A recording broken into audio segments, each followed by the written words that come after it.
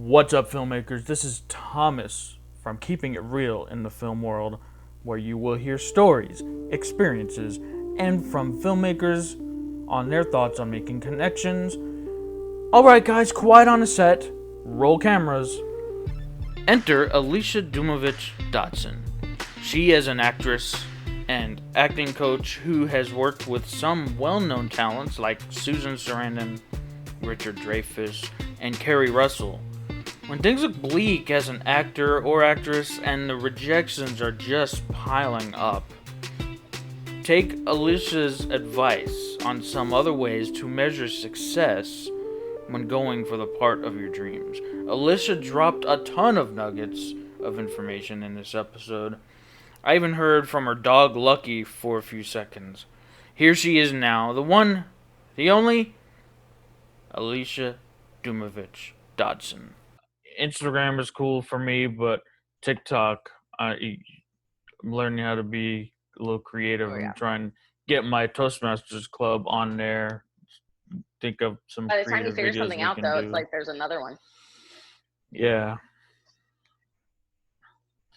So what have you been doing in time, staying busy, keeping busy? It's been interesting because everything is. It was. I mean, it took some adjusting. Although I kind of thought. Well, initially I thought this, and then I didn't. But now I do again. That it might be. It might end up being that we tape a lot more auditions than we even were doing. Um, So, because that's one of the things I've been kind of checking in on different message boards and talking with some different people and kind of just trying to pay attention to what everybody's plan is post quarantine and whatnot, and what the their thought process was on how things were going to move forward. Um, so I've been kind of just trying to do that to keep an idea of maybe where it's headed and what can I do to be ready or get ahead of the curve or anything like that. So that Netflix. And um, and I kind of used it as a chance to work on some of my own stuff too. But yeah, for the most part, I was just kind of trying to figure out what how to be ready for when things started back up, because it went dead. It was like I think I had one person I put on tape like the week before everything shut down, and then I just finally started taping people again last week. So So, and you said you can use this time to do stuff for yourself. Like, what does that mean? Like, shoot, taping yourself for like yeah, I brushed auditions. off a few of my own monologues and kind of got them going. I switched agencies, or I got a sign on with a new agency like right before as well. It was interesting. I had a lot of things that I was like doing right before everything happened, and um, but it was kind of nice because I felt like it gave me the space to breathe and make sure I was getting everything the way it needed to be. But so I got on, when you're an actor and you're with an agency, you have to put all your stuff on all these sites, and you have to like enter everything. Like you can't just upload your resume. You have to like type it all in or whatever. So anyways, I was just making sure those were updated. My website was updated, all of that stuff. There is this really cool thing called Covoco, I believe, Covoco. Yeah, it's a voiceover audition app. So you can go on there, and different people will list like projects that they're working on, and they're looking for actors to do voiceovers. And a lot of voiceovers you can do in your own home anyway. I took a voiceover workshop with a great coach and talent here in Houston a number of years ago. And I remember at the time he was, kind of teaching us how to set up our own studio. But even that's a while ago now. I feel like it's even easier, because everybody's, on all of these different platforms now. So as long as you have kind of a decent microphone. So I did a little bit of that. I got on there and was, you can you go on there and you record it, and you can record it a bunch of times until you're happy with it, and then you submit the audition that way. So that was a way to keep acting and trying to audition without letting, the fact that I couldn't be in person anywhere keep me completely stagnant. So that, and then some people were accepting just kind of general self tapes for stuff, so I, brushed off my monologues, I taped them, I sent them in. So, but I felt like it was really worth it. I know some people kind of were bristling, I think, a little bit, just, about whether or not they felt like people were really watching the tapes and paying attention. But the one in particular that I sent in, I got a response the very next day from the artistic director, and they were very kind, and so it was kind of nice to get that sort of response in a way that you even might not normally get, like just on a normal day, a normal time period during the year when people are super super busy. So that was really great too. I guess in some ways I felt like it was validating to do those things, even if at first maybe it was kind of felt scary, that everything, because it really did. I mean, it affects everything, right? But it's certainly affected the entertainment industry in a lot of ways too. So, Is there like a specific day that you can pinpoint, like when? So I know I have actually a specific day, like a day and time, like 9/11, where everything just stopped, and it's like, whoa, what's happening? So is mm-hmm. there? Can you pinpoint a day, or is it just all merged together? When I decided that like this is what I wanted to do. Yeah, as far as not getting that roof is just as far as this last few months, like a specific day of when this all stopped for you, like as far as the Yeah. entertainment industry, Sure. what we Yeah. knew. Well, it was about my birthday actually. Like the week of my birthday was sort of when everything stopped. So it was kind of, yeah, it was hard not to feel that, I think too. My birthday was March 19th. So I guess it was kind of like the week before. Um, but the week before I was supposed to go to a concert, my favorite band, and places had already been shutting down. And I, was being stubborn and I wanted to go. So I was still planning on going. And then at 2 o'clock that day, and I had a feeling they were going to do it. And I was hoping they were going to do it because really, I just think that, uh, people are not always going to make the right choice, right? They're going to do what they want to do. So kind of was grateful that they made the choice, for the fans. But yeah, so it was at 2 o'clock that day, they canceled or rescheduled the concert. So I, didn't get to go. But so for me, like that really pinpointed the day when it was like, oh, wow, they just kind of shut this down day of, like, that's a big deal, So I would say probably that was the day where I realized like, okay, this is serious. And my friend's a doctor. Yeah. So I called her and I was like, I really want to go to this concert, and what do you think? And she was like, yeah, I don't think you should go. you know, Yeah.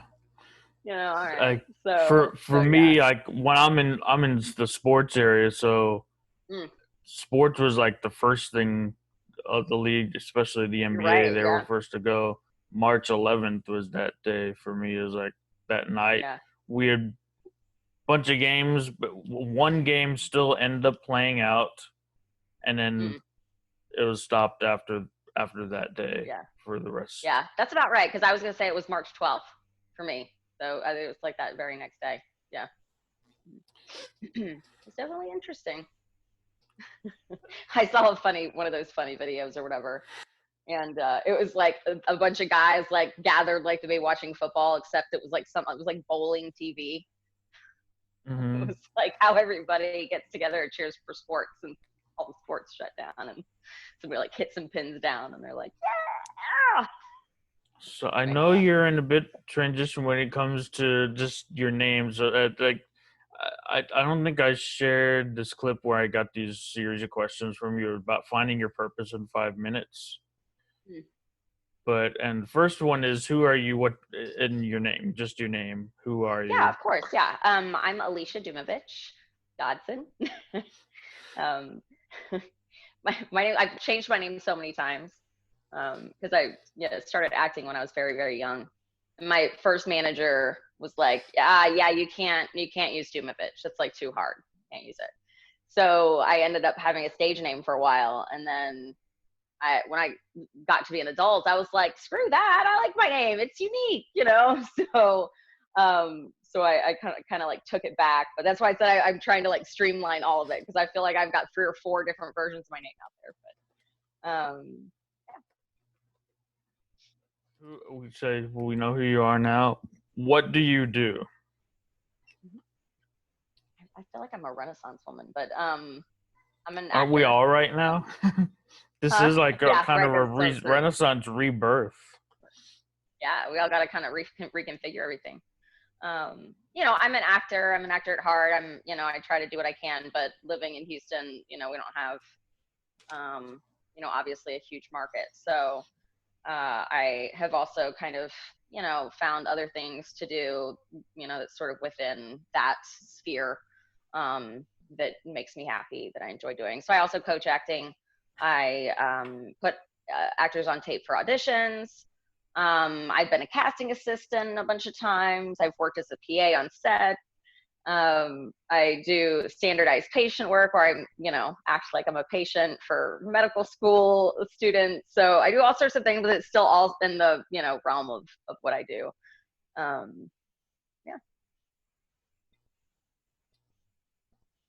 And you listed a bunch of things. Who do you do all that for? Like, overall? I'm my own boss for the most part. A lot of the work that we do as actors, if we're doing like PA work or casting work or whatever, it's all independent contractor stuff. So we kind of don't always work for one person in particular. So, maybe this casting company says, hey, so-and-so is looking for a PA. Are you interested in doing it? And, yeah, sure. All right, we'll show up here this time, So there's a lot of that. The standardized patient work that I do is for Baylor College of Medicine, but that's really considered independent contractor work too. So it's a lot of freelancing and, kind of being my own boss in a way, but obviously when I go to work, wherever I do, go, if it's outside of my home, it's whoever's in charge of whatever project it is. So a better question maybe, who would benefit from what you do? Let's put it that way. Well, I work with all sorts of actors. So in terms of my own acting and my coaching, my audition taping, certainly anybody that's, interested in acting. Although I also, have coached different people on just, communicating and things like that. So I've worked with, people who are business owners and want to be, more commanding in front of their staff, so I kind of I always feel, or have had the feeling, that even if you take acting classes, and I say this a lot of times to parents of kids and teens especially, is even if you take acting classes and you don't, become an actor, or you don't become famous or whatever, there's so many things that you learn and tools that you have at your disposal that help you in other areas of life. So for me, I think that that's a part of it too, is looking beyond what my specific trait is and seeing how I can help other people. And yeah, that's what I would say. In terms of like employment, certainly, as somebody who acts and helps out behind the scenes, I'm always, happy to lend my services to different projects. But in terms of my business, I definitely feel like it's, beneficial to anyone really that's, like I said, that wants to act or even just have some more confidence. Because I've had people come to my classes too before who are just like, well, I just want to be here because I want to, do something fun, or, I need more confidence when I'm presenting, in front of my class or in front of my office. So. And then what is the overall expectation that you have of when you're helping someone? What's the overall expectation? Like for me towards them, or or for like, what should they expect? You towards them, and then the next question will be the other way Mhm. around. Yeah. Hmm. Well, as an actor, my expectation, anytime I work on a project is, um, to learn whatever will come with that. I don't, every project's different, right? And sometimes you work on bigger projects, and sometimes it's indie films, and sometimes it's commercial. So I think I'm always excited and open to, learning new things every time I go, even though I've been doing it for a while. Um, and as a coach, I try not to put too much, I try not to put pressure on my students in a sense of like, okay, well, if you don't do this, or you're not, making this sort of progress, that means you're failing, or you're not doing it, well enough. So I typically want them to feel like that they are getting what they need and what they want out of the class or session or whatever. For example, I have one girl that I've been working with for a really long time, and she came to me one day and she was like, we've been working together for a while, but I don't think I want to be an actress when I grow up. Like, that's not what I want to do for my career. And so I said, okay. And she's like, but I don't want to stop coming to class because I really like it and I have fun and I, enjoy spending time with you. And I said, well, just because you're not going to be an actor, in the long run doesn't mean that these aren't skills that are going to help you, right? So I said to her, why don't you sort of together, why don't we both brainstorm on ways that we can use some of the things that we do here to help you with things that you feel like you need to be prepared for as you go off into the field that you are preparing for. So I kind of tried to turn it around for her. So I think in terms of, what my students or clients would expect is just really personalized attention, and making sure that every person that comes, and even if it's a class of 8, 10 people, that like each one of them has their own goals. And so even though we're doing stuff as a group, I'm still making sure that each one of them in particular is feeling like their own personal goals are being, worked on as well, so that it doesn't feel like it's not a one size fits all sort of a thing.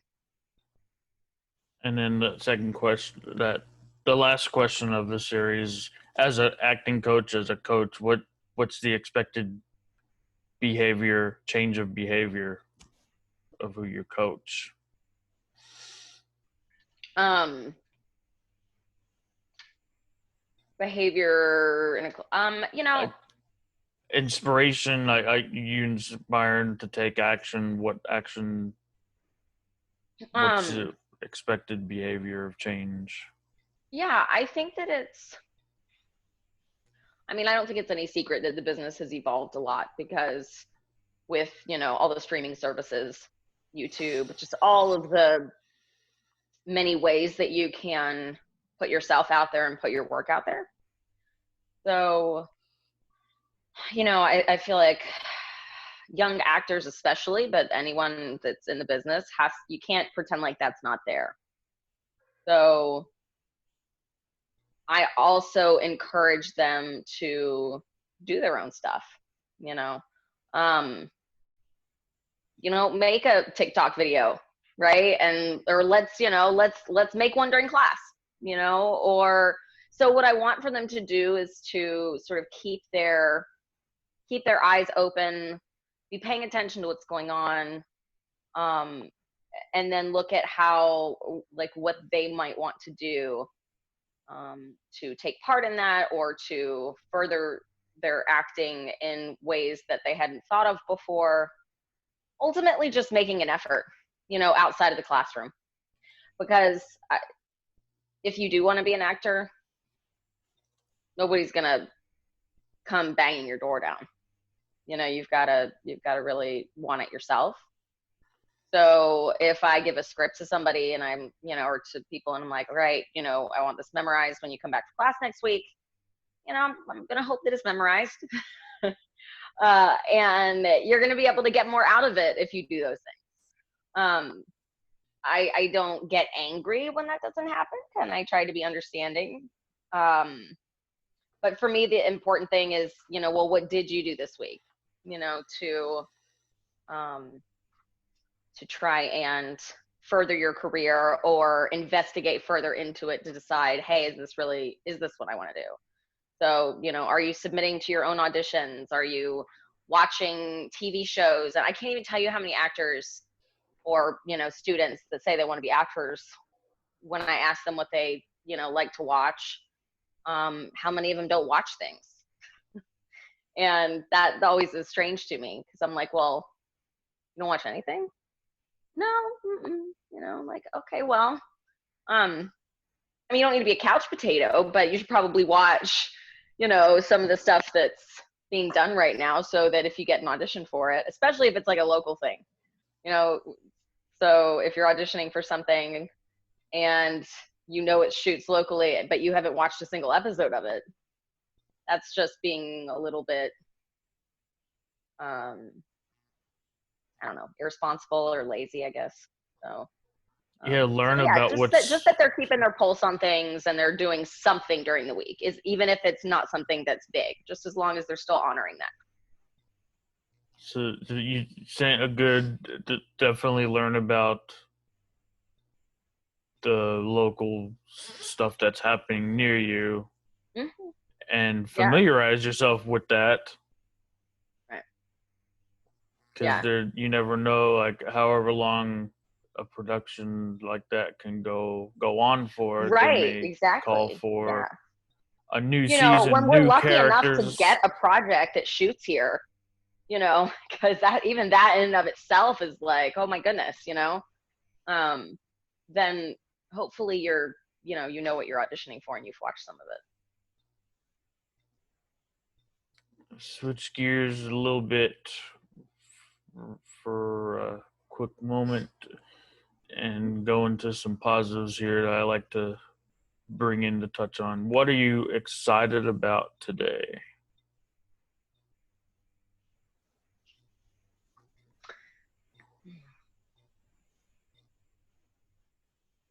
Well, I've been playing trivia on Friday nights with some friends that like the same show. We all have we're obsessed with this show. So I that's something I started doing during our during the quarantine. I'm part of like a fan group, and so they started up a trivia on it. But there's like 20 of us, and it's really neat because the woman that started the whole group and started creating these, she kind of started doing these cons like you would a Comic Con, but just specifically for the show, because the fans for the show are pretty amazing. And but it's been really cool because I've gotten to interact, not in this way, but at the different events, I've gotten to interact and meet with and have conversations with actresses from the show. In a way that just doesn't happen in America. It's an Australian show.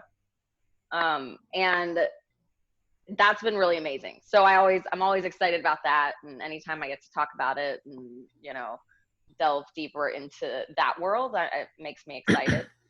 And a larger scale of what I'm excited about, it's, hopefully looking at how we adapt moving forward, what are the projects that are going to come down the pike that, we're going to get to be auditioning for and putting people on tape for. And, my hope is that because some of these limitations in production are really going to make people have to focus on good writing and not lots of flashy things probably for a little while.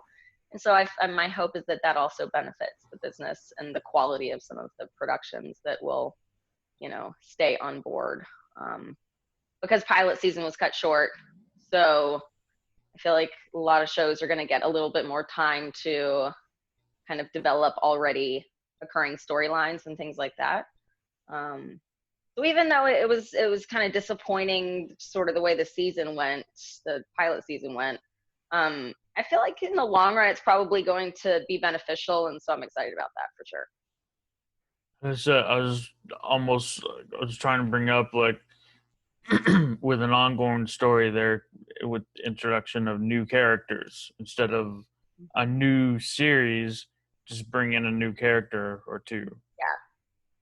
Yeah, you know, So and there's instead of the going, okay, opportunity. well, we're gonna pull this show because it had a crappy season, you know, and put a new show in its place. It's like, well, okay, maybe their season wasn't the best, but hey, why don't we watch them all? And, you know, we start our writer's room and we start working harder to, you know, go into more depth and add new characters and things like that. So I guess that's where I'm hoping that there's, you know, some positive things that come out of it.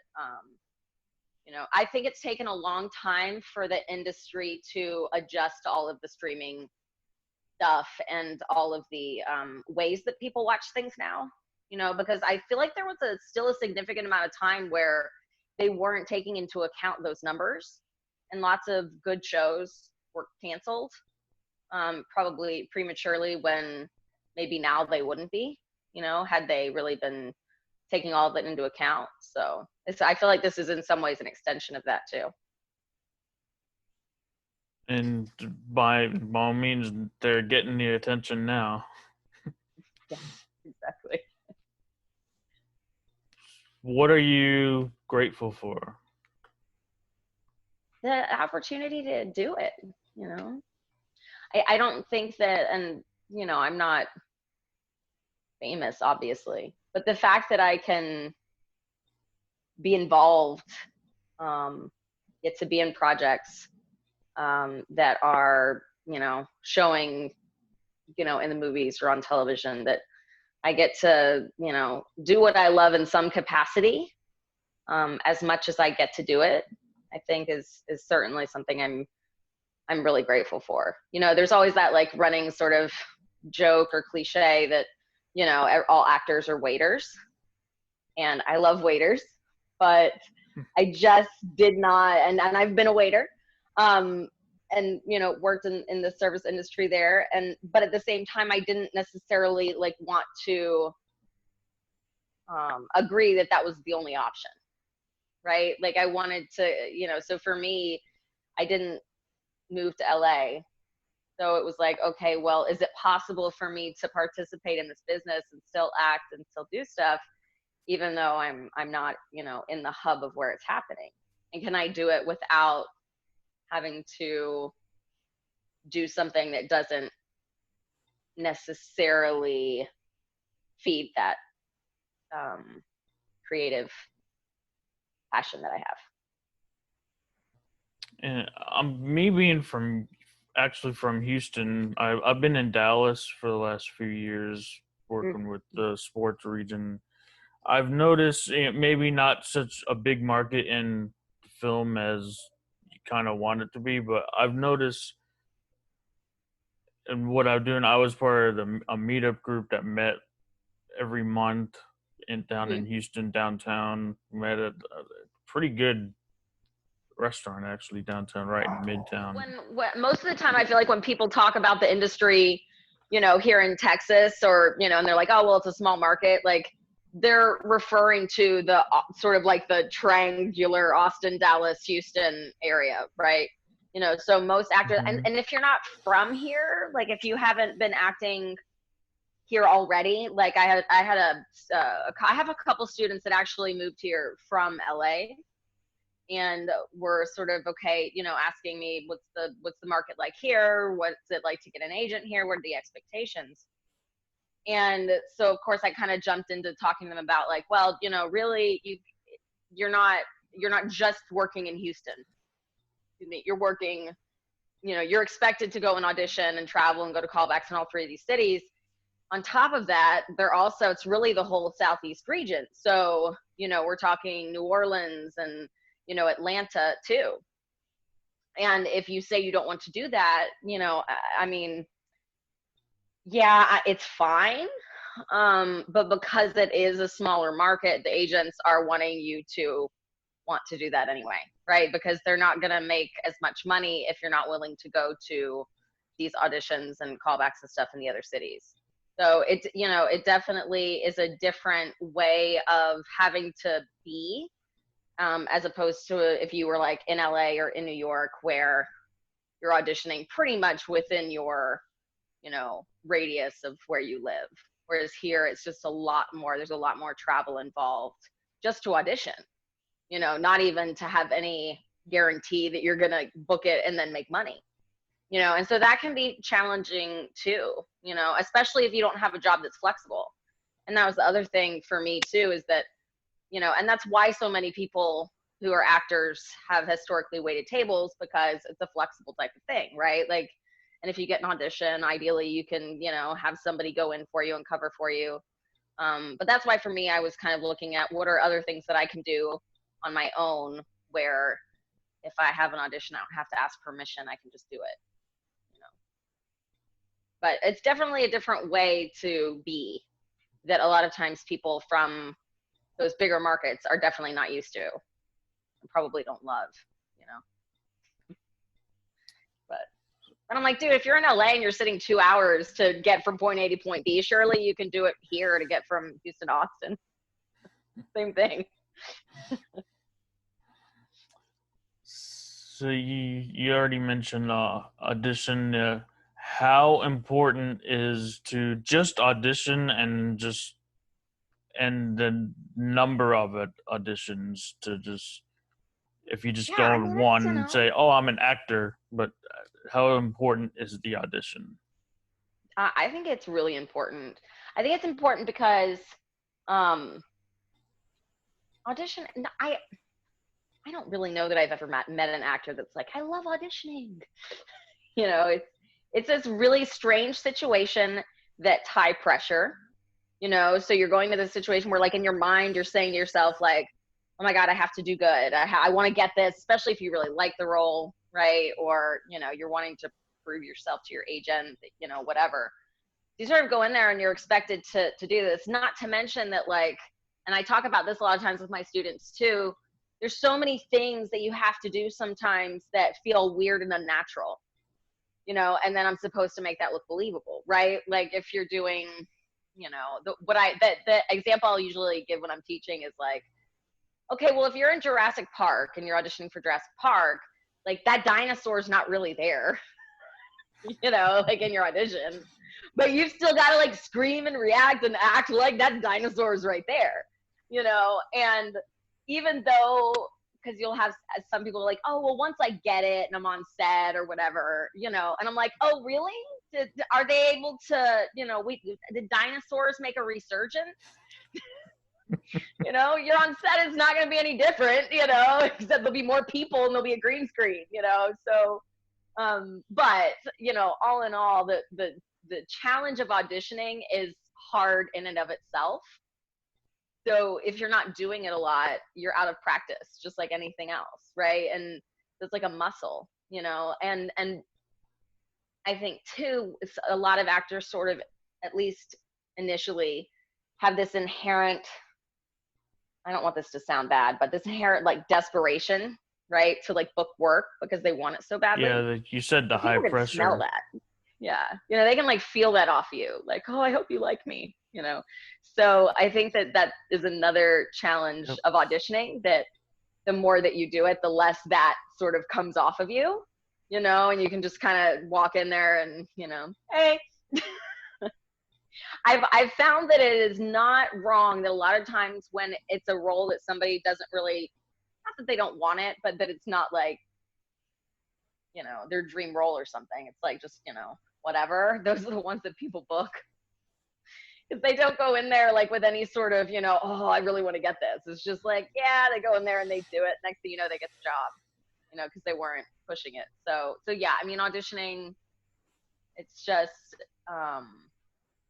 it just keeps you in the game and it keeps you comfortable, and it at least helps combat the nerves and the pressure to some extent. I mean, it probably can't get rid of all of it, but I really I don't personally get nervous auditioning anymore, unless it's something that's a big deal. And a lot of stuff that's a big deal is a first round is a taped audition anyway, so I can obsess in the privacy of my own home and do the scene 45 times, and then pick the one I want to send in. Now, if you have a callback and you got to show up live at the callback and it's a big deal, like, yeah, I mean, that's nerve wracking. There was one where I kind of freaked out. I mean, I did fine when I was there and I got the job, but I remember I came out and my mom went with me. I was an adult, but my mom, when I was little, she was always, she took me to all my auditions. And so since this was a big one, I was like, hey mom, do you want to come with me for old time's sake? And she was so excited. And so we went and she waited in the car. Like I was so proud. She didn't even come in. She let me go in. I came back out afterwards and I like opened the car door and I just like had to stand there for a second. And I was like, my heart was racing. She was like, are you okay? And I was like, yeah, I just need a minute. Because I had been so nervous and like was like trying to hold it in. I was just, oh my God, I just lost it there. I just kind of like let it all out. But in most circumstances, I feel like the more you audition, the less scary it gets and the easier it gets. And that way, so anyways, yes. When you talk about it, like, going to audition and you have to you're talking to a character that's technically not there. I equate that to being like on a Zoom call. Like, the biggest thing these days is to look at the camera. You actually have to look away from the person that you're talking to. Look at the camera if you actually want to like look at the camera. I like to say it's the eyes. It's the eyes to the world. The camera is the eyes to the world. Mm-hmm. And you bring up a good point. I hadn't actually thought of it that way before, but you're right. Yeah. Yeah, I equate that to you're looking at something and you have to look away, and it's hard to do, like especially in like the Zoom setting. Even if you have a reader, with you in the room, right, and you have like a physical person you are able to play off of, if it's something if they're not, a lot of times it's not another actor, right? So they're not sitting there like trying to give you a good performance. They're reading it, and so you've still got to create all of that stuff. You've got to make it believable. You've got to pretend that it's, your parent or the love of your life or whoever you're talking to in the scene, And then if you have multiple people in the scene, you want to split your eye line so it looks like you're talking to multiple people. But you have to do all of that and be able to like produce that the second you walk in the room, right? So you go into the audition, and if you're in their vibe, it's like, okay, well, I know I'm talking to 3 people in the scene. Okay, where am I going to put them? And your mind is doing all of that while you're walking in. Hi, how are you? And you're doing your slate, and so you're sort of like there's so many things that you're trying to sort out in your head, but still look cool and together, and like it's no big deal, and you've done this 1,000 times. Another thing I want, that was one of 3 things that, and just getting on sets, even if it's not in front of the camera, just getting on sets, keeping that motivation up on just getting on sets, even if it's just a production assistant. I'd say just a person, but even as a production assistant and network. I still do PA work. I'm not, I enjoy it. I don't do it all the time just because that's not, what I do, but I also do it sometimes. I would say I probably do PA work a couple times a year. And I do it because I like it. I enjoy it. I like being on the set, but a lot of new actors that, too, that like train with me or whatever, they'll ask me what they can do. And I always tell that to them, go be a PA, get on a set, or be an extra or whatever. I think too that a lot of people have this fantasy about what it is to act. And so I think that if, that's part of what makes it so important of getting on a set is like getting on there and seeing what it's actually like to shoot something. You may love it and be like, oh, this is amazing. Or you may be like, wow, this really wasn't what I thought it was going to be like, you know? And I bring this up a lot of times with people, especially if they have done a lot of theater, because theater's much more, there's a lot more continuity to the performance, right? Because when you're doing a play, we do the play start to finish every night, right? And there's a sequence and everything builds, and you know, you have a real person there and nobody's like stopping the scene, you know, 2 lines in and saying cut and we got to change the camera angle, you know? And so like when Change the you're audience. filming, Change the audience perception in the theater. Intermission. All right, the audience sits on this side. Yeah. And everybody when you come move. back in intermission. Yeah. So, you know, to actually see like, okay, the finished product that we see when we're just watching a movie or watching a show is very, very different from the actual process of doing it. You know, a lot of people don't even know the frequency with which like scenes are shot out of order, right? So like you got to know where you at as your character in the script, because you might be doing, one day you might be doing a scene from the beginning of the show or the, you know, the movie, and the next day you're doing something from the end, but you can't play the beginning like, you know, the end, right? So you've got to really kind of keep track of all of that and know what you're doing. There's lots of, you know, it's so much shorter, you know, it's like a few lines at a time. When I've done some editing work, so I one of the workshops or camps that I do is a movie making camp. And I usually do them during the summer. And what we'll do is we kind of do it start to finish. So like the kids, teens, whichever, you know, however old the group is or whatever, we'll start and we'll be like, okay, well, what are our ideas? You know, so we come up with some ideas and decide what we want to do. And then we, you know, and then we shoot our movie, and it's mostly improv based. You know, we sort of have an outline and then, you know, we go from there. And then the back half of the camp is about like editing it and putting it together and adding sound effects and music and all of that to really get an idea for how much that changes how the final product, you know, looks and feels and everything. But what you learn when you start doing that is like, oh my gosh, when you're watching something, you don't really think about the fact that that camera is jumping around, you know, every 10, 15, 20 seconds. So it's not that it doesn't ever just slow down and stay on one person for a minute, but there's a lot of editing back and forth, you know, and you're watching it and you're not even thinking about it. You're not even thinking like, oh, well, if I was shooting that, you know, that director would be cutting like every 3 lines sometimes, you know, or we shoot a scene that's 2 pages, but we're doing it from all these different angles and all these different perspectives. Or when I'm getting my close up, the star, the lead, right? Like they went back to their trailer and I had to act with a stand-in, you know, so there's all these different practical things that in film acting and TV acting that people don't think about. That I feel are important things to like teach and communicate. So of course I do that, you know, when I'm teaching class and lessons, but I also think that you don't really get it until you get on set, you know, and that's why I tell people, go be a PA, go, you know, get on there, go be an extra, just be in it and around it, because that's how you learn, you know. And just like anything else, you know, networking and talking to people is such a big part of this business too. So it helps in that area as well. You go into audition, you're talking to no one. Well, you go on set, you see other stand-ins, and you're talking, and this is what people do, that the productions do to.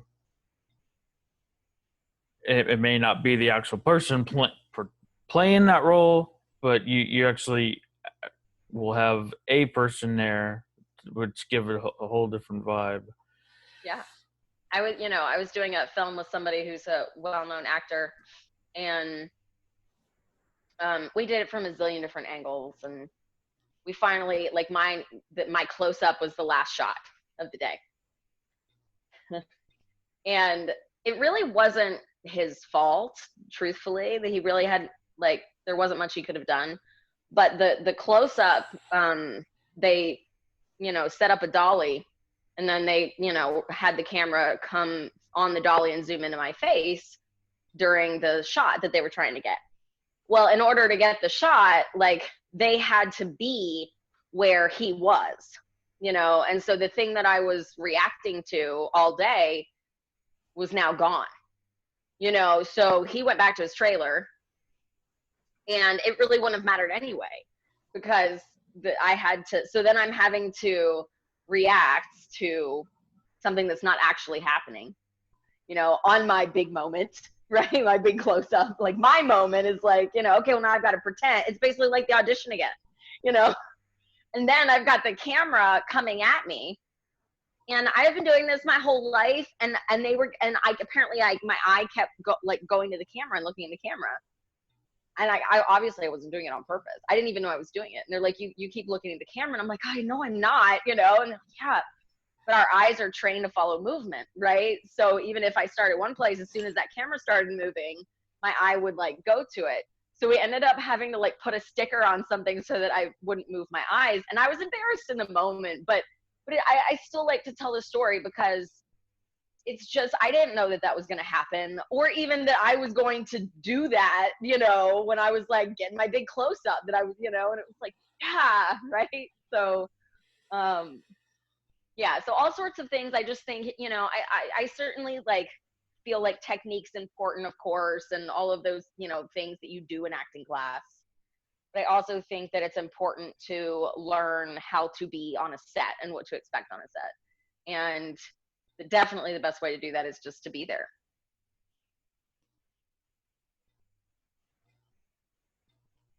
And lastly, with this, it's not just going to auditions, but you got to search for them. You got to look for them, just like putting a resume together. Right. For anything, for any job, for putting a resume, searching for roles, shows, auditions, scripts, maybe even creating a script. Yeah, all of that. Mm-hmm. Writing your own. So I've heard a lot of times where I want to write something for me. Mm-hmm. I think that all of those things are good. I think that you always want to be careful, right? Because there are certainly some places where people are going to try and scam you, So I always tell people, if it seems too good to be true, it probably is, right? That's just a fact. You're not going to probably get the lead role in something from an open call for Disney, or for an open call for a big company that we all know of, So at the same time, there are plenty of resources and opportunities out there for actors, whether or not you have an agent, So I tell people, dude, you don't need to have your professional headshots and an agent quite yet to just start submitting, because you can look at if the colleges nearby have a film program, frequently they'll be looking for, actors that they can cast to put in their, final projects and things like that.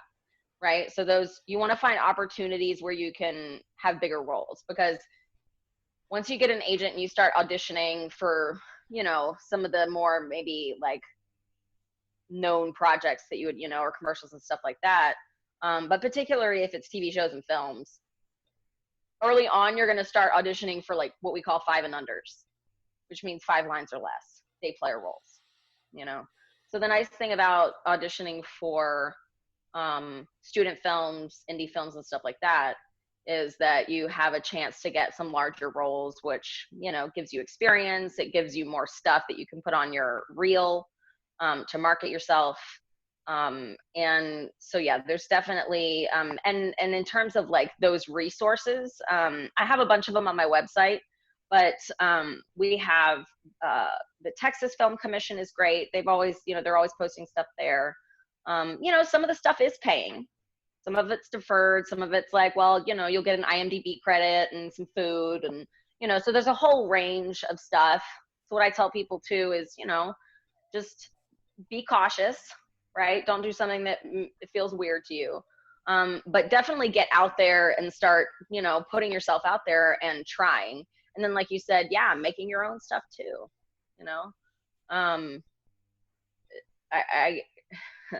I have this had already started to happen, and I think it's going to probably happen even more with everything that's gone on with the quarantine, in that as television and the streaming services have blown up, in, we're in what we're calling the golden age of television right now. A lot of your A-list film actors began to migrate over.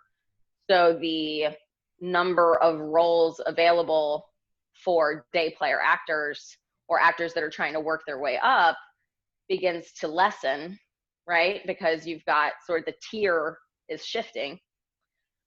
So because of that, I think a lot of actors who are just getting started or who have been doing this a while, but now suddenly maybe aren't going to get the kind of stuff that maybe they were getting. Yeah, it's like, do your own stuff, create your own work, get out there and just do it, or find a group of people that you trust, that you enjoy collaborating with, and, try and collaborate with them and get together and do stuff.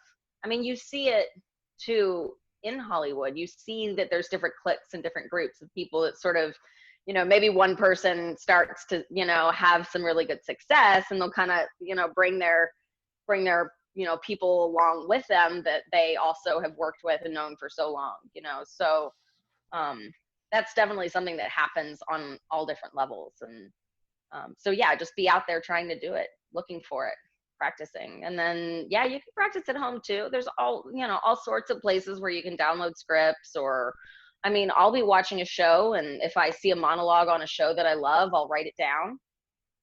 That way I can start having and creating putting monologues together that other people don't have, because it can get repetitive too. A lot of the sort of, there's a lot of people, don't go very far in their search, so it's like you see the same monologues over and over and over again. So it can be helpful to begin to transcribe or, put your own book of material together and stuff like that so that you can practice. With the more and more known actors, actresses, with more of them coming into the online world in this online distribution age, Yeah. do you think there's a limit of productions being added to these platforms? So I kind of want to say that there's no limit. It doesn't seem like there is currently, but I don't know. I don't know what'll happen, because part of me thinks that like we'll hit a ceiling, right? Where it's just like it's so inundated that it's hard to find, what you need. At the same time, I don't know that that's true, because I also like the fact that there's so many different ways that you can get content now, and you've got so many niche like markets. So there's all sorts of, like, there's something for everybody, right? And you're seeing that a lot more too, which I think is cool. Because so, like, I don't know. It'll be interesting to, dude, when reality TV sort of was busting onto the scene, I hated it so much. And I was just like, there's no way this is going to last. And I think the height of its popularity lasted a lot longer than I thought it would. But I do think it finally started to turn, and people seem to gravitate back towards scripted shows. But I think that only happened because television got better. See, I'm talking more from like a physical limitation. Like back TV spot, it's hard. You have a TV spot. It's usually wrapped together with another show, a few ads, and then it preceded by another show, and it's all clumped together into one programming lineup for the day, week, and they all clump together. But the only real limitation I see on these distribution platforms is like physical space of uploading to a server. Other than there's no like, it's it's non-linear. It's like like where TV is just linear, time is linear. This is all this is non-linear.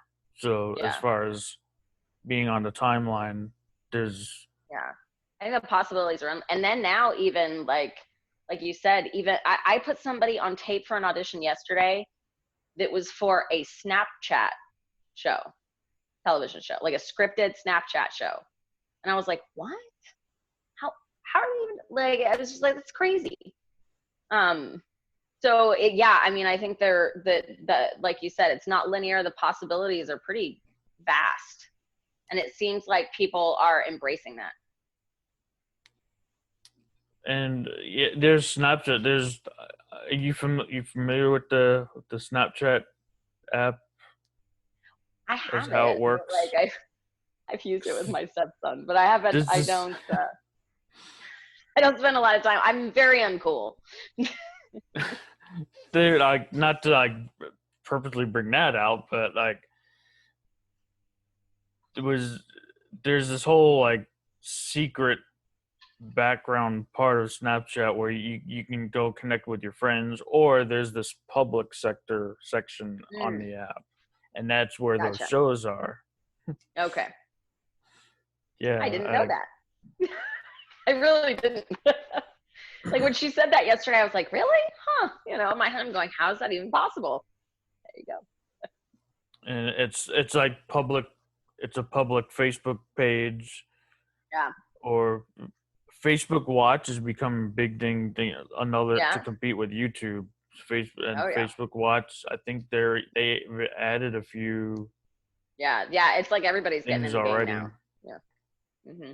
Facebook Watch, YouTube. There was Hulu another if you one I wanna. heard about recently too that was gonna try their hand at it, but I can't remember what it was. So it's finding the platforms that are looking for content that people want to see, watch, Yeah. and it goes with the times too. Yeah. Back, I guess it's still big. Marvel, the Marvel series, people want Right. a superhero. It Yeah. goes with times what people want to see and Hmm. hear Right. And on knowing where talking you fit radio. in too, I think is important, at least to some degree. You know, kind of going, okay, well, Yeah, what's my type, or where am I going to find, you know, my window of opportunity, um, that's maybe larger at one point than maybe it would have been at another point or whatever. where's that money shot for you? So let's see. When did you realize, or what, that you wanted to do this in the entertainment industry? There's a few times over. I mean, I've done it for so long, so you know, I was like, when I started as a kid, I certainly did, but as an adult, I remember this moment. I went to UT, and I was getting my theater degree, and just between high school and summer school, I was gonna finish like a year early. And I started to panic, and I remember like I called my mom and I was like, "Oh my God, what am I gonna do with the theater degree? What am I doing? I'm not ready for life." And she was like, "Well, why don't you get another degree?" And I was like, "Oh, yeah, okay." So I spent another year, and I got a PR degree. And towards the end of that year, they offered to sort of take us on a trip to New York to visit with various firms, to get a feel for, you know, what it would be like working there. And I remember being there, and I would walk into these offices, and I would just sort of, I remember there were a couple times where I'd sort of not had a panic attack, but I started to get like really anxious because I was realizing that I didn't really want to do that. Um, and that none of that was really exciting me. Like that was not the world I wanted to be in. Not that there's anything wrong with it, but it just wasn't where my heart was. And we'd be like Mm-hmm. walking down the street to go to one of these meetings, and we'd pass, you know, one of the theaters, you know, with their show posters up, and I would like look longingly at them, and, you know, just so badly I was like, I just want to be in there. You know, like I don't want to be in that office. I want to be in there. And so that was definitely a moment as an adult where I remember just going like, okay, so, you know, I need to be doing that and not this, you know, I need to not, that's okay. It's great that I got this degree, and I'm sure I will use it in different ways, but, you know, I don't want to use it in a traditional sense. I want to stick with being an actor and being in the business. So that was definitely a moment, a realization moment for me. And can I ask us about anything? What's harder, getting started or keeping it going? I think it depends, because I do think it is hard to get started as well. I mean, it's not impossible, but it's harder if you're an adult and you're jumping in. It is more challenging because the competition is higher. So, and their expectations for you are going to be higher than maybe if you were a kid. Even just in the sense of like, as a kid, you're limited by what your parent will sort of allow you to do or what they'll take you to do, right? So, it's more forgiving, and you'll have agents, in LA that will still be willing to sign you and let you audition and stuff like that, even if you don't live in LA, right? Because they recognize that your parent can't just up and, relocate you, at least not immediately. So I think that when you start as an adult, those expectations, it's like, okay, well, if you want to do this, then we expect you to jump in, in the deep end and be ready to go. Are you going to move to LA? Because if not, we're not going to sign you, you're not going to get signed by an LA agent if you're not planning on moving and living there, So and then even here in Houston, if you decide you want to start and the agents here will still expect to see training on your resume. They're going to expect to see credits already. So those things that we were talking about, submitting yourself for auditions and doing your own work and getting some, like all of that are things that you want to be doing, from the get-go, because agents are going to be looking for those things. So there's a bit of a higher expectation and competitiveness as an adult starting than a child. But at the same time, as someone who, since I've been doing this since I was little, from my perspective, and for me, I feel like it's more challenging to keep it going because I've been doing it a long time. So you're sort of just facing different challenges, whether it's just, feeling like you're beating your head against a wall. I think there's a statistic that actors will book 1 in 10 auditions, and you often don't even get 10 auditions, in a year sometimes. So it can be sort of like, why am I doing this? Or because it's a smaller market, the casting directors do get to know you, right? So sometimes you've got to be thinking about ways that you can reinvent yourself, or how can you make yourself interesting again? Are you training still? Are you learning new skills? What are you doing to keep yourself marketable? Are you getting new things for your reel and stuff like that? So that those casting directors will continue to call you in and try and, help you get booked on different projects. But usually what I'll notice is that I'll get a new set of headshots, let's say, and typically initially it will increase my amount of auditions. And then you'll kind of get to a point where it's like, I haven't really been auditioning a lot lately. What do I need to do? And then you kind of got to go, okay, well, I don't know. Do I need to shift my look, get some new headshots? What do we got to do here? So I think in that regard, it's challenging in a smaller market, because you're constantly having to reevaluate who you are and what you're doing and where you fit into it as an adult, but as somebody who's been doing this for a long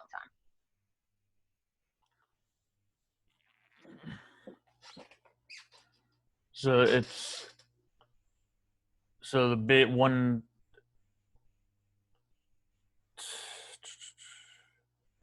So getting started in, say this, when you, I had something in mind and it just left my. Maybe it'll come back to me. It happens.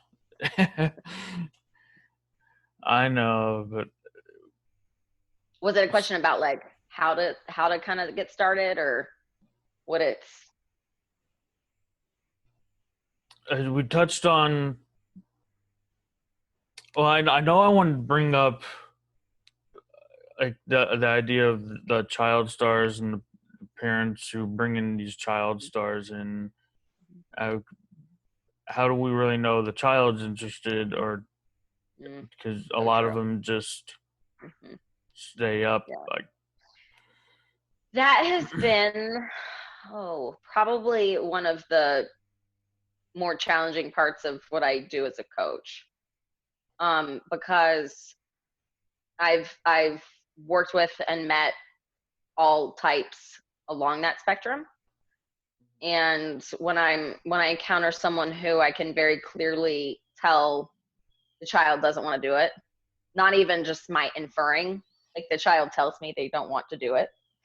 And the parents insisting that they do want to do it, that can be a little hard. I think because I started as a child, I tend to get a little passionate about it, maybe more so than somebody else might. I get a little worked up. But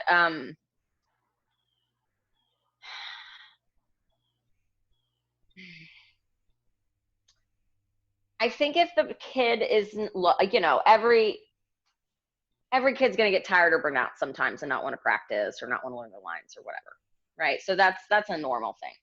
But if you notice, that you've gotten your kid into this and they just don't seem to want to do it, are they saying I don't want to go to class or I don't want to do this audition more than they're saying they do want to do it? Are they, do you have to force them to practice? Those are certain things where it's like, okay, well, if you're noticing those things, this is probably not something that this kid really wants to do. But I think the other thing that is even more challenging is that if somebody does want to do it, but then the kid starts and you've got, like, it's a hard industry and there's so much rejection. There's more rejection than there is anything else, especially, when you're trying to prove yourself and, bookwork early on. So to get a child to understand that like just because you don't book a job or get a callback doesn't mean that you did bad. Doesn't mean that you aren't, that you don't have potential or that you're not worthy or whatever, is hard, and so I try to encourage parents to there's like different things that I'll tell them to do, like, don't make the entire day about the audition, right? So you go to an audition, great, let it go get some ice cream or some dinner or do something fun afterwards, right? So there's not like the attempt to obsess over it,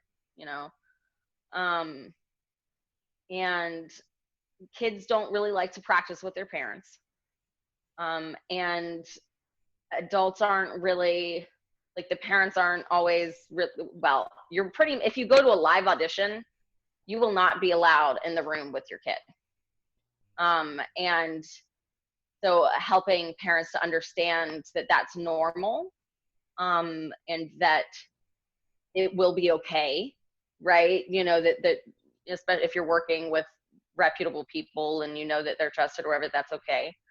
But a lot of times parents, there'll be this thing where the kid also doesn't want to let go of them, right? So it's like, well, kids have to be able to talk to other adults. They have to be able to talk to people without needing mom or dad right next to them. There's all sorts of things that are being asked of them. And, they're being asked to kind of be little adults and to be professional when they're very, very young. And so I think the only appropriate situation for that is if the kid really, really wants to do it and pushes and asks to do it and practices and all that stuff. Otherwise, it tends to feel a bit like, I don't know. It can just go a number of different ways that they're upsetting, So just saying, hey, you've got to be able to let that go too. Which is sometimes hard for people, So, but I try to be honest, with parents when they ask me. But but my thing with parents is that it's like, you need to remember that whether or not they're doing good is not based on how many jobs they book, right? And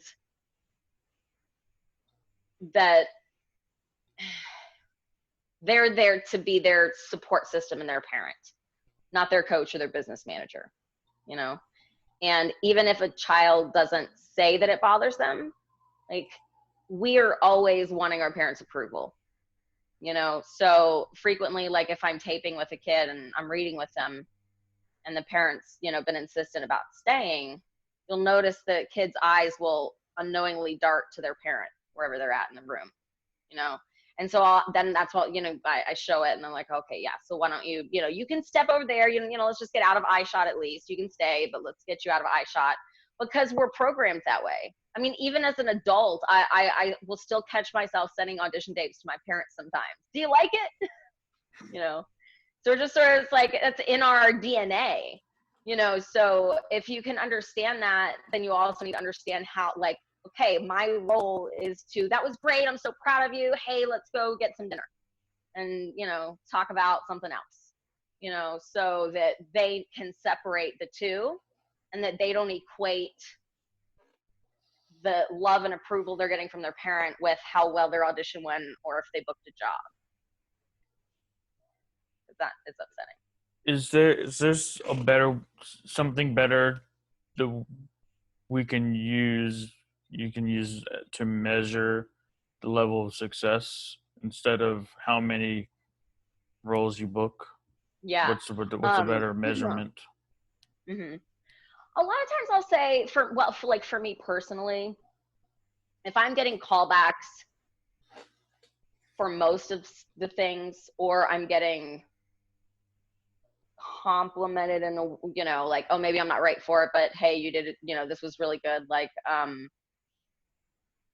I auditioned for This Is Us back when it was in casting. Is that the one? No, I'm sorry, that was a different one. I did, but this is a different one.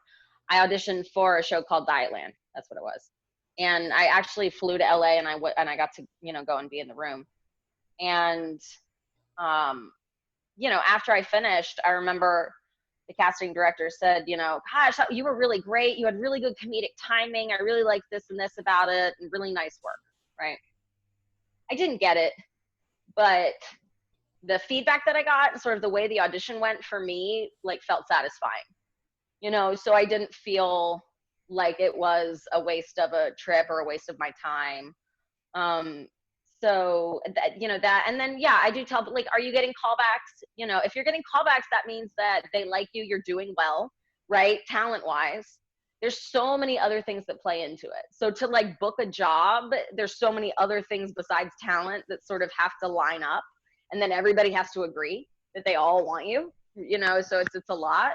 So I think if you're getting callbacks or maybe even if it's not callbacks, but if you have casting directors that keep inviting you into audition, like, to me, that's a good indicator of, like, okay, I'm on the right track, I'm doing well.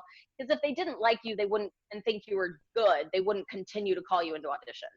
You know what I mean? So even that in and of itself, I think, is a measurement of, okay, I'm doing well, I'm on the right track, even if I'm not booking everything or getting callbacks for everything, I'm still auditioning. And it's hard for people to get that. It seems especially hard for parents to understand that, right? Because they're like, oh, well, but they're not getting it, well, that's not the casting director's decision, right? The casting director doesn't just, because a lot of times you'll hear people say something like, well, so-and-so casting is always calling me into auditions, but, they never cast me in anything. Well, the casting director doesn't have the power to make that decision, right? The director and the producer and whatever, So the fact that casting director is still calling you in all the time should tell you that they think you're doing well and they're trying really hard to help you, get in front of more people. And that in itself is a victory or a good barometer too, in my opinion. So instead of that 1 to 10, for every 10 auditions you book one role, maybe a better one, would you say, callback to booking ratio? Yeah, am I getting callbacks for 50 to 75% of the stuff I'm auditioning for? That's, for me personally, that's where I like it to land. If I audition for 10 things, I'm hoping I maybe get 5 callbacks, depending on what it is. It's a numbers game. 6, 7. It just depends on what the projects are and how many people are auditioning. If it's a commercial, it's a little different. Just put yourself out there. Even just to be invited to audition for larger leading roles is an indicator too. So, okay, well, I went in and I, auditioned for these day player roles, but then I started getting auditions for bigger roles, So, like in the last handful of years, I got to audition for more leading roles on TV shows than I've ever auditioned for before, which is partially the industry and how it's changing, but it's also to me like indicative of, oh, cool, okay, so like I'm at least I'm not terrible, right? I keep getting these significant and good auditions, so you got to keep trying. And then as an actor, it's just like, okay, well, how long do you want to keep trying? Is it forever? Is it just that's okay with you, or are you going to draw a line somewhere? But I definitely those are things that I think are much easier barometers to kind of see how you're doing than how many jobs you book. So what is your biggest achievement?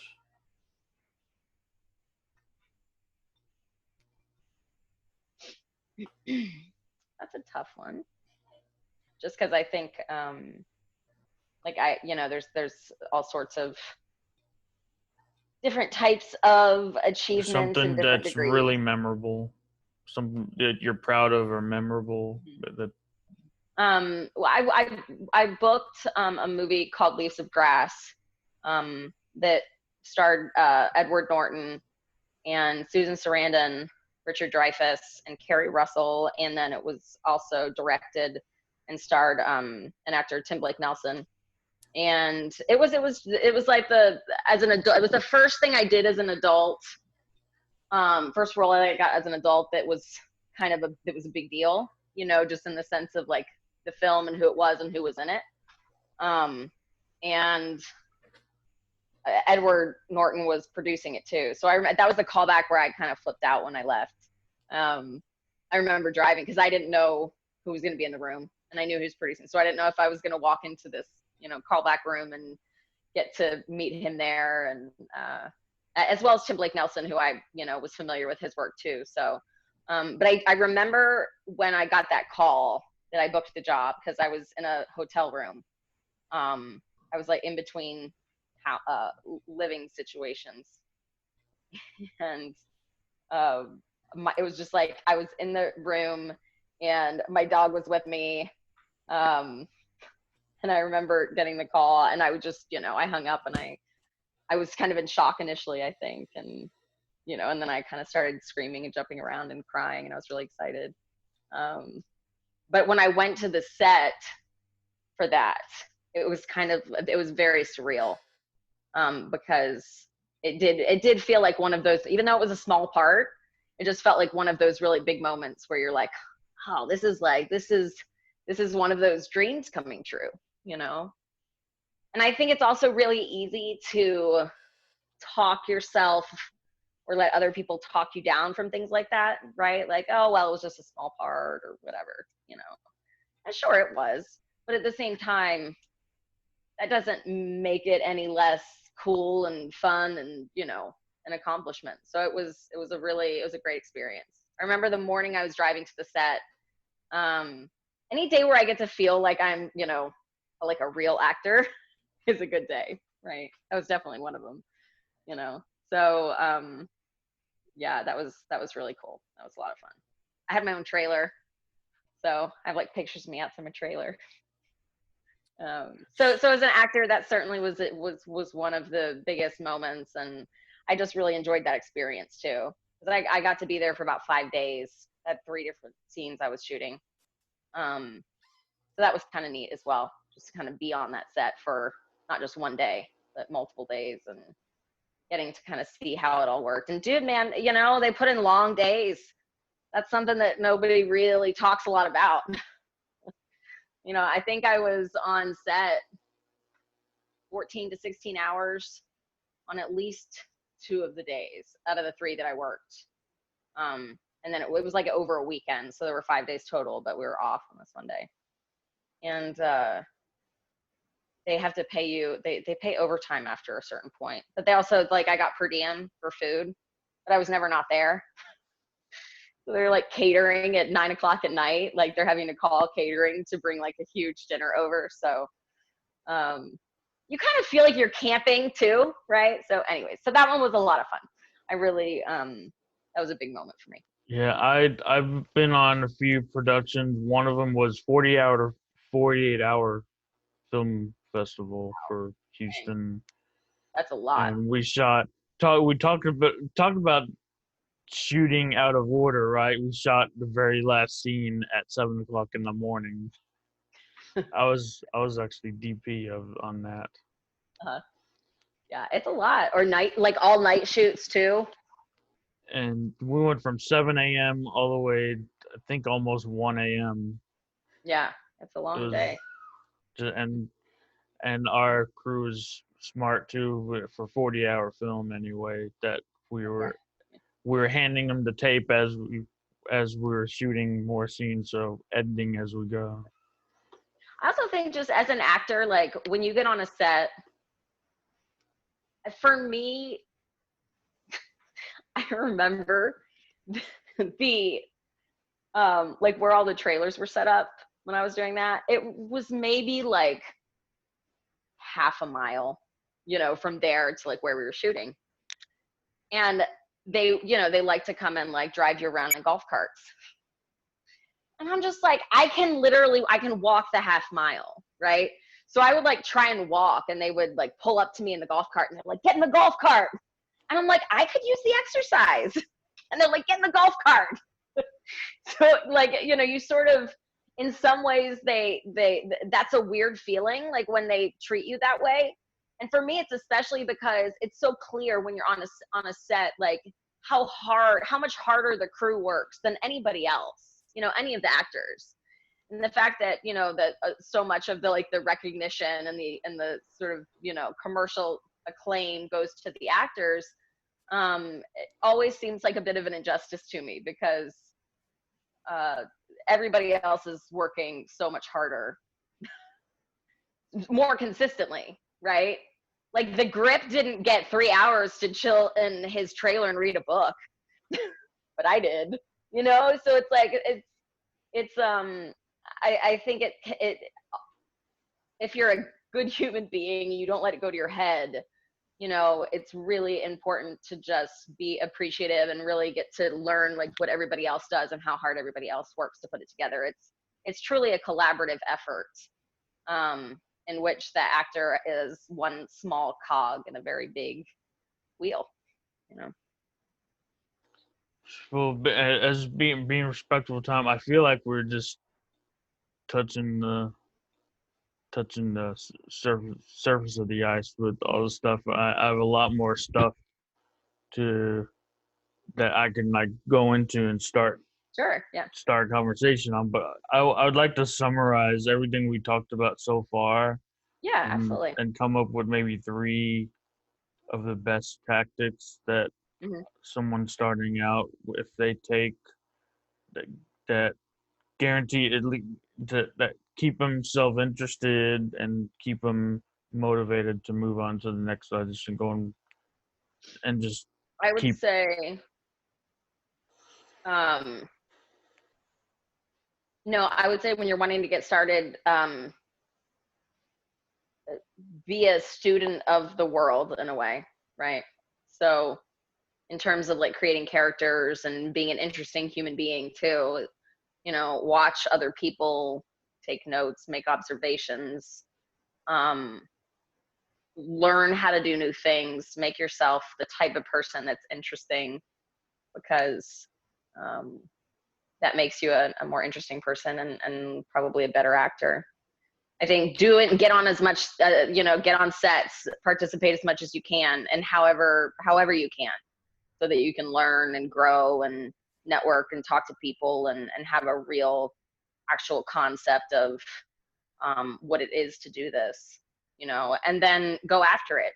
You're training, you're, submitting, you're auditioning, you're, doing the work, and you're putting in the time and the effort, to prove that this really is something that you want to do and that you love to do.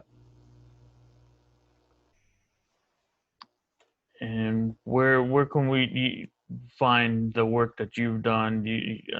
Social media, where Yeah, I start with have the work. IMDb, YouTube.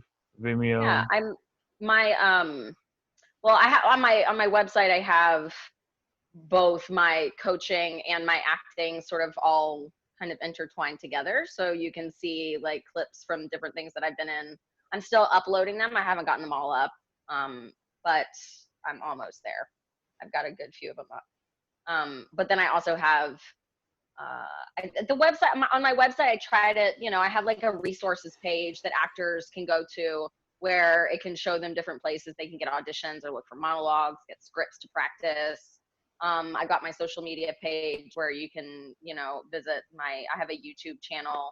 I'm not always the best about keeping it super current. But I do have some videos on there too that give you tips on different things, different acting tips or further resources that you can go to. And I'm on Facebook as well. And then I have, my different classes that I offer and what they're like too. So my website's a pretty good sort of cross combination of my coaching and my acting personally. But I'm on IMDb and as Alyssia Dujmovich, because that's what I use in my acting. So, and then what else? Where else? I have an Instagram that's still kind of sparse. There's more stuff on Facebook and YouTube, and then let's see, I feel like I'm leaving one out. Am I leaving out? Shoot, I know I am. I can't remember what I'm leaving out. Website, Facebook, Instagram, YouTube. No, maybe I'm not. Oh, right, the movies. Yeah. At least 3, but I think more, probably 4, all like 4 or 5. But I think everything that I've been in film wise is available on Amazon or Amazon Prime. So Leaves of Grass, you can kind of, I think, get in a whole lot of different places just because it was more widely distributed. But I also, some of the indie movies I've been in, Lars the Emo Kid, Spirit Camp, I know they're available to watch on Amazon Prime. When I was very, very young, the very first film that I was in was The Professional with Natalie Portman and John Reno. I'm at the very, very end. So I don't know if you've seen that movie, but it's a good movie anyway. I highly recommend it. So you can spot that. But if you're looking for me, I'm like 9 years old. So, but all the other stuff is current. And then I've, done some commercials and TV shows and stuff here and there that's kind of scattered about. I imagine all those are it's all connected with the IMDb. Yeah, exactly. With your work. Yeah. Favorite place to hang out, social media. What platform? Favorite platform? Facebook. I'm probably on Facebook more than anything. Yeah. And I think I'm old, right? So I think all this older 30s or mid 30s, right? We're all on Facebook. Some bonus questions here I like to end with here and end each episode. What do you want to learn from someone who has seen multiple success? Say that one more time. I missed the end of it. What do you want to learn from someone? What is it that you want to learn, or from who do you want to learn? It could be either or.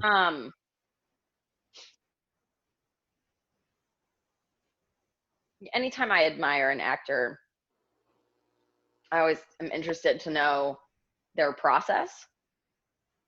And I tend to probably I gravitate towards admiring actors that maybe encapsulate things that I want to be, or things that I wish I could continue to get better at. So I'm always really interested in really great character actors, people who every time they play a role, it feels like a different role, and, they can really take on so many different, just their range is very big. So in that regard, I'm always looking for thoughts from them on what they do and their process to create the characters that they create. I also love some of, like there's a show called Shrill that A.D. Bryant from SNL is doing.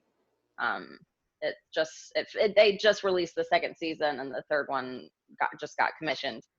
And it's so good. And she talks a lot about like writing her own work and being an actor who writes and produces and creates their own work. So I really love that. And so I'm always asking actresses that I admire like that. Like when I got to meet my favorite actress last summer, and she gave me some tips and advice and things that weren't surprising, right? Like they were kind of, I understood what she was saying.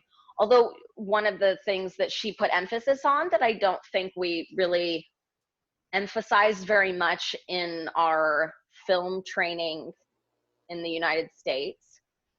Now it's different with theater, and she comes from the theater background, so but she's not American. She's Canadian and Australian, but is the physicality of things, so she does a lot of different, like she fences and she does a lot of different physical activities that keep her feeling agile and sort of give her the ability to physically transform herself from role to role as well.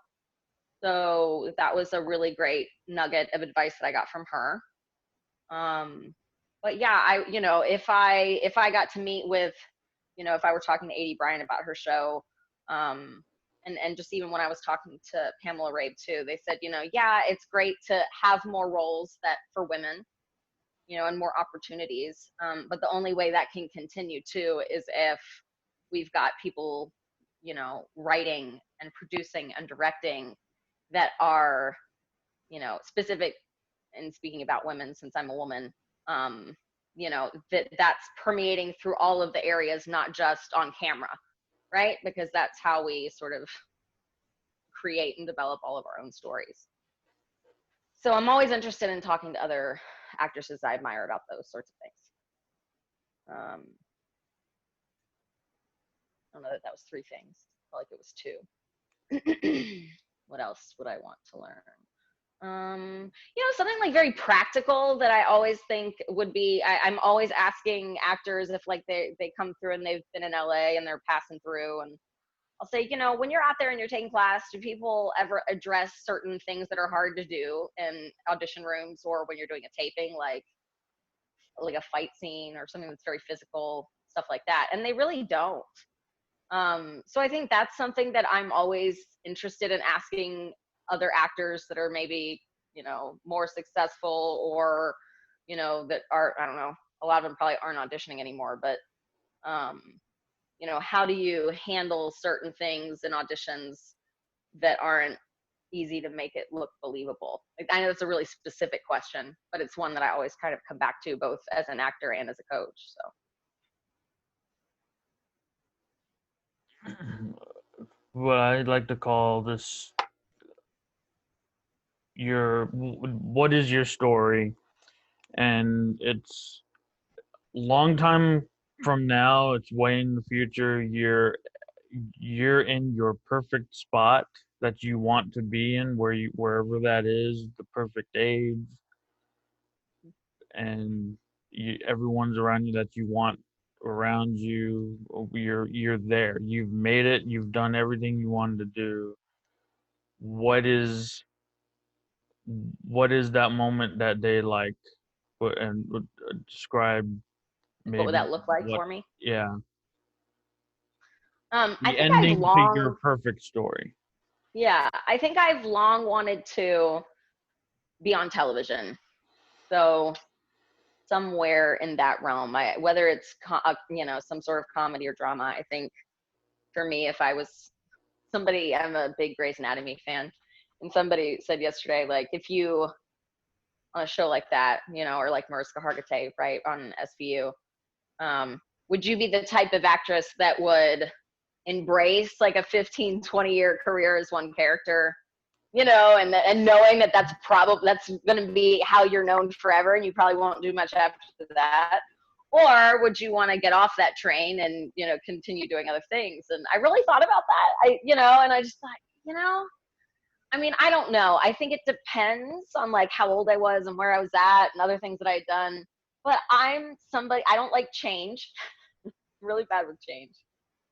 Um, Depends. Like and if you want I love stability, one of the things I love. Hmm? Hmm. for stability to a 15-year in the same Yeah. spot. And one of the things I love about theater is just that, you know, you have this time that you're with people and you kind of create this little family and you get close. And I think that television is the only medium that kind of mirrors that in a way, and probably even goes beyond that. You know, if you're on a show long enough, years people spend on shows, you know. So for me and my personality, that would be like my dream, would just be to, you know, spend, you know, 5-10 years on a TV show.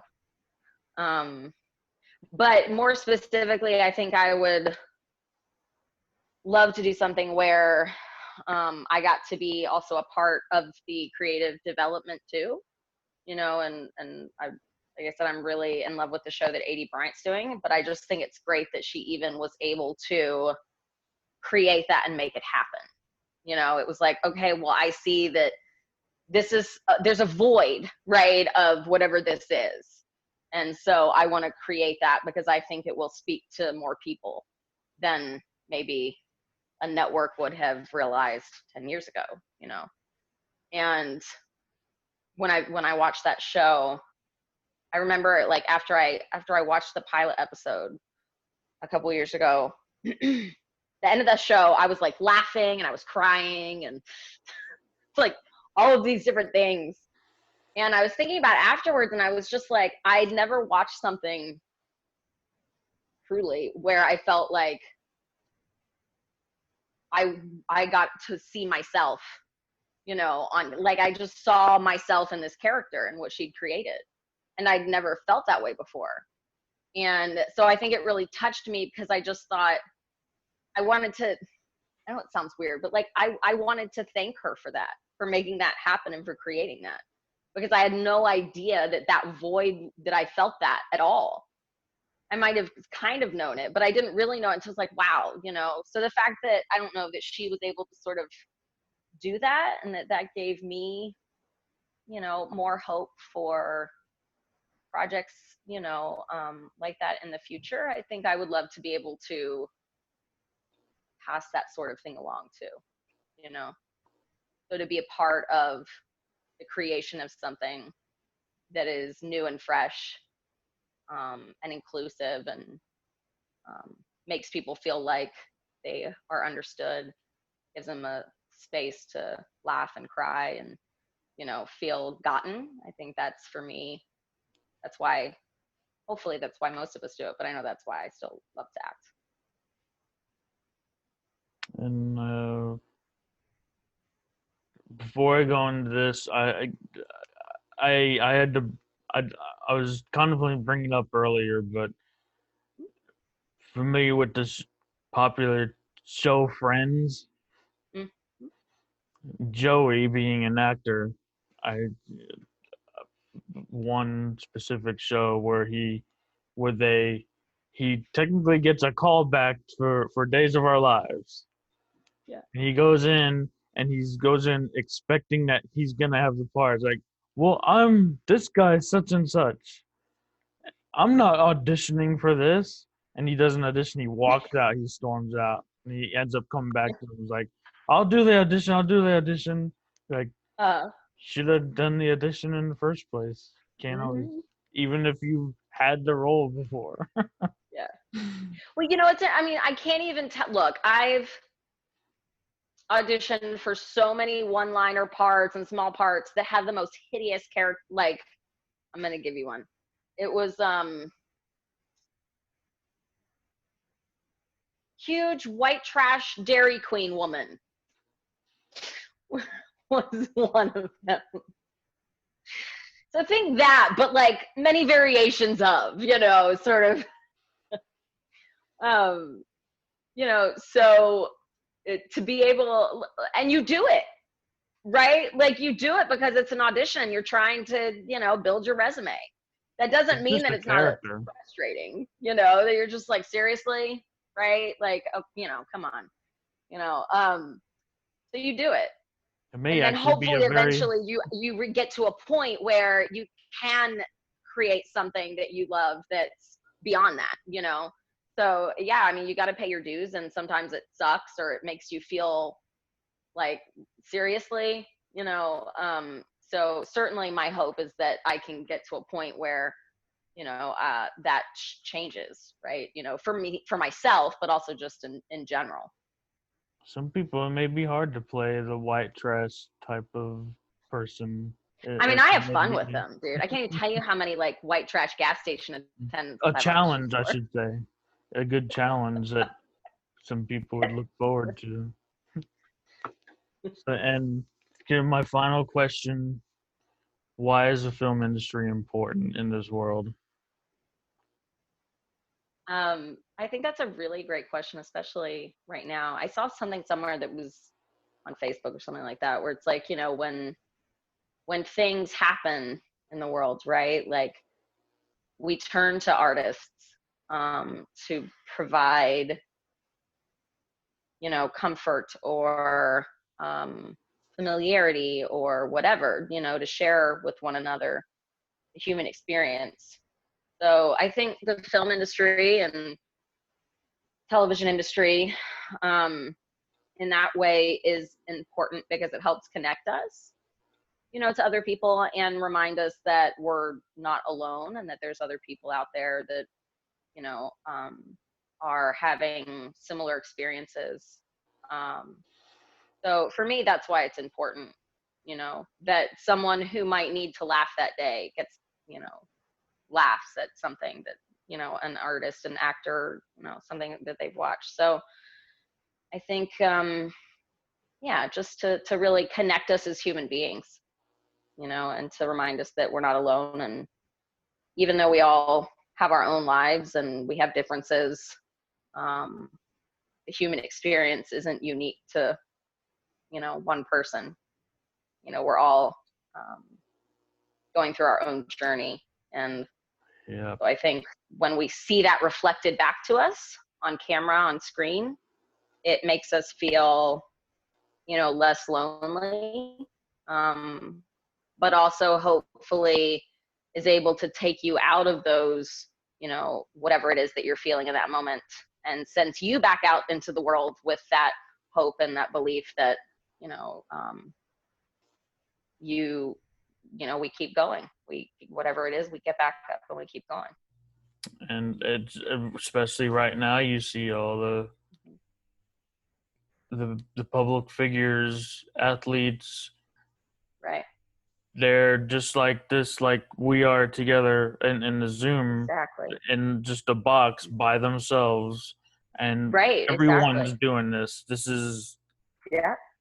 This is everyone doing Mhm. this together, the same Yeah, thing. it's like it's not unique to anyone. Yeah, you know, I really love the amount of people that the celebrities and actors and performers that have been, you know, getting on and doing things like this, because I think that it does help to make it feel and make everything feel more connected. And you know, even when I meet somebody that I really admire, I certainly get, you know, anxious, and initially I sort of have that starstruck feeling, if it's someone that I'm really excited to meet.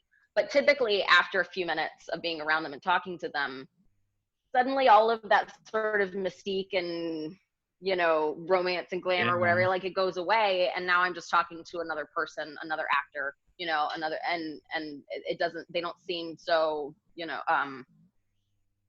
mythical anymore, right? It's like, oh my gosh, you know, to be able to sit and now I'm talking about acting with this other person who's just an actor just like I am, you know, I and or a performer or whatever.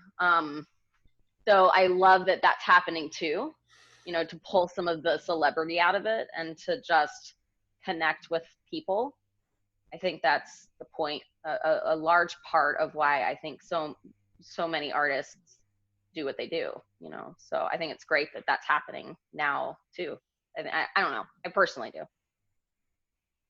it was great. Thank you for giving some time to talk, and I think, just shout out just at the end here to Christian who helped me connect with you too.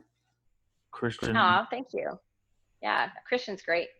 and That's there's our, he's more to awesome. He's talk a about. go-getter too, man. He's He wants to like start his reel, and I'm gonna like help him because I like editing yeah, myself. I was gonna.